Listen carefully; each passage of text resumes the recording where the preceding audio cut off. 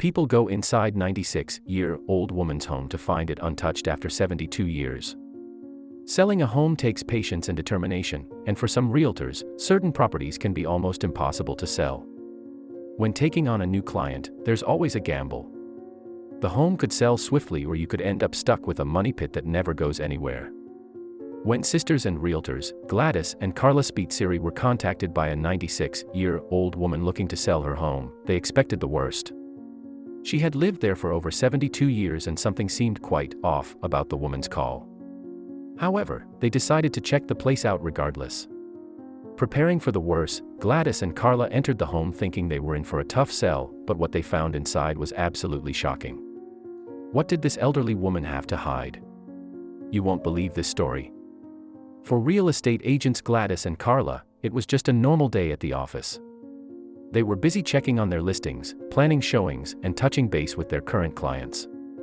The sisters had become a dynamic duo in the real estate world after joining forces in 2009, putting the local agents to shame with their ability to sell practically anything. However, they were about to get a call that would test their limits. That afternoon, the sisters received a call from an elderly woman looking to sell her house. They went over the basics of their usual agreement with clients and tried to get more information from the woman who went by the name of Joyce.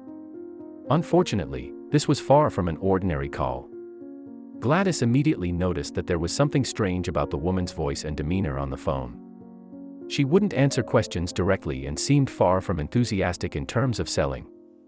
In fact, she almost seemed reluctant. The sisters soon began to suspect she was hiding something from them. Every time they asked for details on the home, Joyce would dodge the question or give roundabout answers. Immediately, they began to wonder if she was some sort of hoarder or if the home was in a horrible state of disrepair. Despite their misgivings, Gladys and Carla knew they could sell ice to an Eskimo. So what if the house was in bad shape? They had never backed away from a challenge. It was then they learned something fascinating about their caller. Joyce revealed that she had just turned 96 years old and had lived in her home for over 72 years. No wonder she sounded reluctant to sell it. However, the sisters agreed to set an appointment to come to look at the property, believing they could definitely help the elderly woman. Later, the sisters discovered that the home had not been touched in terms of repairs for the past 70 years except for a minor kitchen remodel to bring it up to modern standards. This led Gladys and Carla to fear for the worst. Who knew what state the home was in? Could the old woman have possibly been able to maintain it all those years at her advanced age? As the date of Gladys and Carla's appointment to view the house drew closer, they began to worry. They didn't know how clean the home would look when they arrived, and they feared it could be filled with junk that was collected over the many years Joyce had lived there. However, they had agreed to sell the place, so now they would need to make the best of the situation. One upside to the situation was the property was located in a very nice neighborhood in Toronto. The real estate prices had been soaring in the area, so even if the inside was a mess, they could possibly still turn a very nice profit. When the sisters first arrived at the home to view the property, they were a bit underwhelmed. While the neighborhood may have been up and coming, the home itself was quite plain. They might be able to get an average amount for it, but only if the inside was in excellent condition. Slowly, Gladys and Carla approached the front door. They honestly were fearful of what they might find inside. Did they even want to go in? Could it be laden with mold and plumbing issues? Despite their trepidation, the women decided to remain professional and take a peek in the home. You won't believe what they found. At first, the sisters couldn't believe their eyes. The home was gorgeous. The interior in no way matched the exterior. It was almost uncanny how beautiful the home was on the inside. Could they have walked into the wrong property by mistake? The home seemed almost too good to be true. Like the sisters had walked onto the set of a film. It was far from the dump they'd imagined it would be. In fact, they were beginning to think they had secured a possible gold mine. The colors were the biggest standout in the home. From gorgeous greens to blushing pinks, every room was vibrant and alive. Isn't it just spectacular?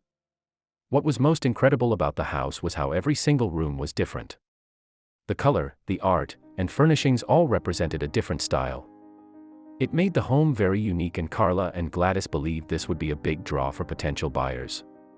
Each room was like a time capsule, filled with items from varying decades.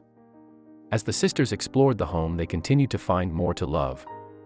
Unfortunately, there was one small problem. The only negative the sisters could come up with in terms of the home was how feminine it was. The colors were not neutral and almost reminded them of a dollhouse. However, the immaculate detail in the home could help a potential buyer overlook the colors. Despite the feminine decor, one of the best rooms in the house happened to be the basement. It was like being transported onto the set of Mad Men, complete with a wet bar, wood paneling, and vintage 70s déco. The room was certainly a standout and one the realtors felt would be a great selling point. Gladys did admit she was concerned the backyard would prove to be an issue due to its small size and lack of landscaping. However, Carla believed the uniqueness of the home's interior would be the biggest selling point. Regardless of the plain exterior, the sisters were determined to sell the home. However, they had to overcome one more hurdle that could make or break the potential listing. Despite Joyce taking care of the place and the beautiful decor, Gladys and Carla knew never to trust the naked eye. The home could look perfect but being hiding a host of unseen problems like mold, water damage, and a cracked foundation. The house would have to be inspected from top to bottom before they listed it. Thankfully, despite being a very old home, Joyce had kept it in immaculate condition. The inspectors were very thorough and concluded that the house was up to code. It was perfect.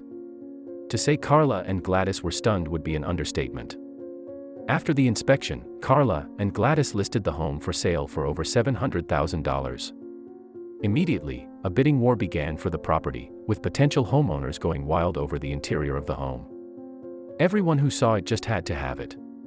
Many of the people who visited the home felt it seemed more like a museum than a place to live since it all seemed untouched by time. However, Joyce did admit to upgrading the kitchen back in the 1960s. So with such a beautiful home, why did Joyce want to sell it? Well, according to her, the management of the two-story home was just too much for her and she wanted to move into a retirement community. The one thing Joyce did want to mention was the home didn't come with the furniture. Her daughter had called dibs on that long before she decided to sell. Therefore, the new owners might want to rethink the interior decor since it won't be as vintage in appearance once cleared out. If there is one lesson that Carla and Gladys learned from Joyce and her home, it was that you shouldn't judge a book by its cover. While the home may have looked plain from the outside, the interior was a diamond in the rough.